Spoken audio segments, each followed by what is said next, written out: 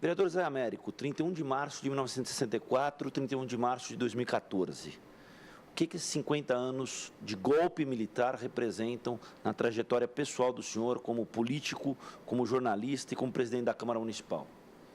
Bem, a existência da ditadura militar foi que me levou ainda como estudante da Universidade de São Paulo, jornalismo da Universidade de São Paulo, a começar a participar das primeiras manifestações, a participar inicialmente da luta por liberdades democráticas, em 1973, e depois participar da luta pela anistia. Então eu entrei para a política na luta contra a ditadura. A ditadura brasileira, uma das ditaduras do Brasil, foi alguma coisa extremamente ruim para o nosso país, porque atrasou muito o Brasil. Os anos 60, os anos 70 foram anos importantes no desenvolvimento do mundo. Foi um ano foram 2 décadas de desenvolvimento tecnológico, de mudanças econômicas, transformações muito importantes. Foi nesse período, por exemplo, que a Coreia do Sul se tornou uma grande potência econômica, foi nesse período que a Alemanha Ocidental se transformou numa grande potência econômica. Então, o Brasil teve o seu processo de mudanças, o seu processo de reformas, interrompido. O Brasil vinha dos governos Juscelino Kubitschek, que foi um governo de desenvolvimento econômico grande no Brasil, entrou no governo do Jânio Quadros, que é um governo confuso, o Jânio acabou não se saindo bem, e sobrou para o Goulart. O Goulart representava um setor, digamos assim, reformista da política brasileira. Ele vinha do antigo PTB, então um setor reformista. O Goulart, num certo sentido, encampou as bandeiras de reforma, entre as quais a reforma agrária, o direito de voto dos marinheiros, falava-se inclusive do direito de casamento do marujo, que não existia. Então, uma série de reformas democráticas e sociais foram levantadas pelo Jango. O Jango foi derrubado por esse motivo. Não sob aquele pretexto de que os Estados Unidos não queriam uma nação que tivesse um alinhamento ideológico com a União Soviética, com Cuba, que foi o principal mote do documentário que a TV Câmara vai mostrar amanhã? Não, de maneira alguma, de maneira alguma. O Jango ele não tinha nenhuma relação com Cuba ou com os Estados Unidos. Mas isso soa muito como pretexto, né, vereador? Claro. Na época nós vivíamos inicialmente o governo Kennedy, que é um governo, quer dizer, na verdade o governo Kennedy é um produto absoluto do marketing, porque foi um governo que, inclusive para os Estados Unidos, trouxe muito problema, O Kennedy, uma pessoa que beirava a irresponsabilidade o que ele fez, Ele está por detrás do início da Guerra do Vietnã, ele está por detrás do desembarque frustrado de 3 mil cubanos anticastristas na Baía dos Porcos, e ele, na verdade, foi quem começou a conspirar com o Lincoln Gordon a derrubada do governo brasileiro. O objetivo era simplesmente, você tinha na época o movimento dos não alinhados, da Iugoslávia, da Índia, etc. Eles tinham medo que o Goulart se juntasse ao movimento dos não alinhados, e tivesse um mínimo de independência. Ele era um homem autoritário, o John Fitzgerald Kennedy, vinha da tradição do pai dele, do Joe Kennedy, que era um homem que inclusive flertou com os nazistas e os fascistas durante a guerra. Então, para ele, nada que pudesse beirar a independência do Brasil em relação aos Estados Unidos podia ser aceito. O Lyndon Johnson, um democrata do Sul, que é o sucessor do Kennedy, o democrata do Sul. Após o assassinato do Kennedy. Exatamente, após o assassinato do Kennedy, o Lyndon Johnson apenas aprofundou tudo aquilo e deu respaldo para o golpe militar no Brasil. Inclusive a Guerra do Vietnã. O Lyndon Johnson tem um papel capilar na Guerra do Vietnã. Exatamente, mas não podemos tirar, digamos, a autoria, Quem começou foi John Fitzgerald Kennedy. Sim. John Fitzgerald Kennedy, o chamado incidente do Golfo de Tonkin, foi uma coisa provocada pelo Kennedy. O Kennedy fez Foi o pretexto para essa guerra. Exatamente, foi o pretexto para essa guerra, e uma guerra que transformou o mundo. E o Kennedy esteve por detrás disso tudo. Bom, A ditadura brasileira, ela aprofundou um processo de tutela militar, né? O Brasil vive, no pós-guerra, um regime de tutela militar. Você tem regimes democráticos, mas, na verdade, semidemocráticos, né? O Partido Comunista, as associações sindicais não tinham liberdade para funcionar, mesmo no governo do Eurico Gaspar Dutra, que é quem sucede o Getúlio Vargas, né? Em 1946.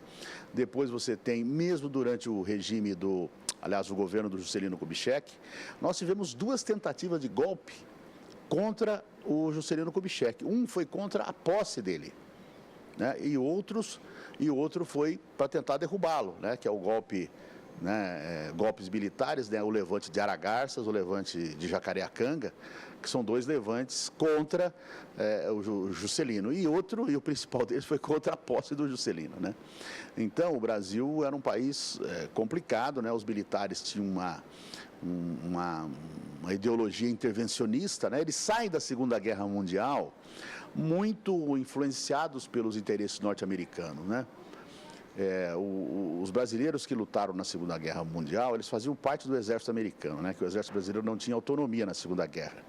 Ele integrava um contingente do exército americano. Então, eles têm essa ideia salvacionista, intervencionista, né? E o Goulart, num certo sentido, se independizou disso. O Goulart tentou montar um sistema, um dispositivo militar próprio, né? Ele procurou se independizar em relação aos militares e tentou, digamos assim, levantar algumas bandeiras de reforma. Então, ele foi caçado por isso. Bom, a ditadura, como eu disse, né? Ela atrasou o Brasil. Ela atrasou o Brasil do ponto de vista do desenvolvimento das instituições democráticas, é claro. Tecnológico. Né? Tecnológico, né? O Brasil passou a ser simplesmente um subsidiário dos interesses americanos, né? Do ponto de vista tecnológico, né? Do ponto de vista econômico, fala-se que em algum momento houve muito crescimento econômico na ditadura. Houve. Eles porque chamam isso de milagre econômico. Milagre econômico, mas no governo do Juscelino, o Brasil cresceu mais. Mesmo no governo do Jango, o Brasil crescia bastante. Sim. Né? Então, não é nenhuma novidade. E eles esquecem de falar do período subsequente, Geisel e João Figueiredo, onde o Brasil não só não cresceu, como aumentou sua dívida externa. Chegou a ser o maior devedor externo do mundo, Exatamente, né? um dos maiores devedores externos do mundo, né? E o Brasil, enfim.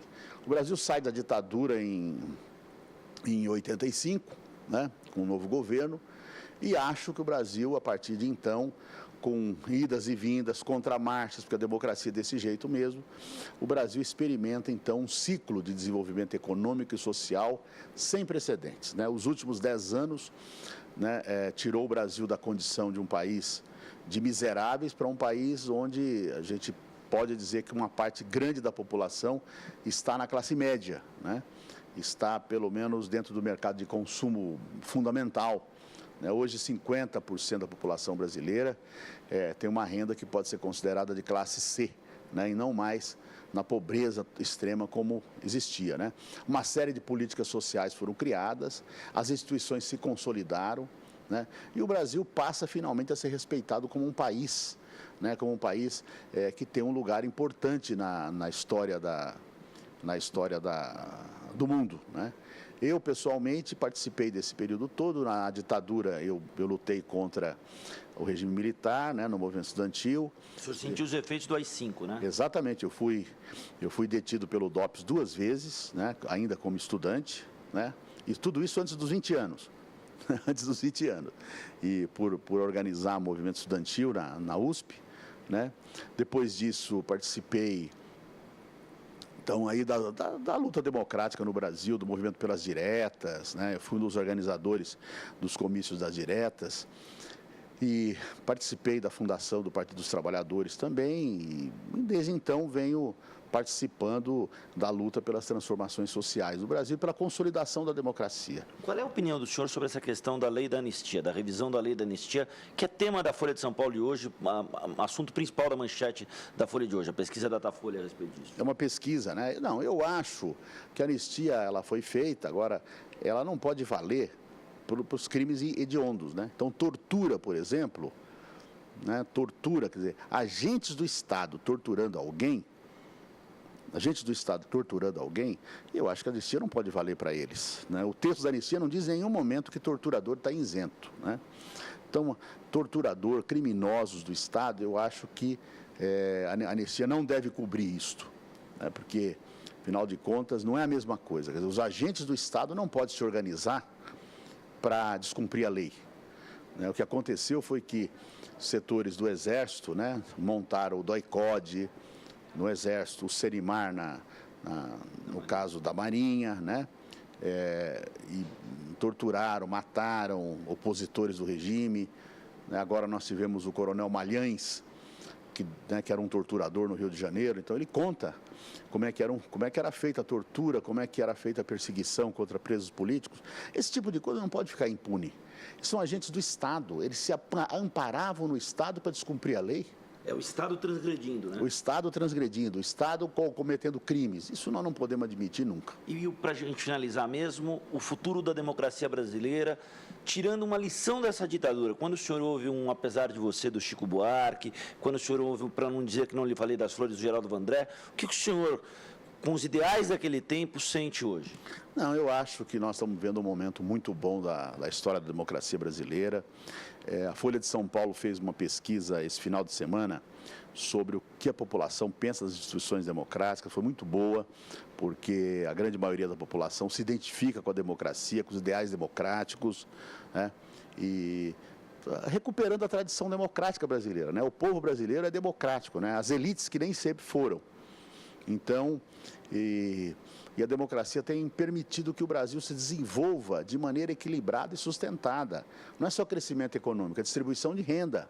O Brasil nunca teve um período de distribuição de renda, de avanços sociais como está tendo. Então, eu tenho assim, a maior esperança, a maior fé no processo democrático brasileiro que nós estamos vivendo nesse momento.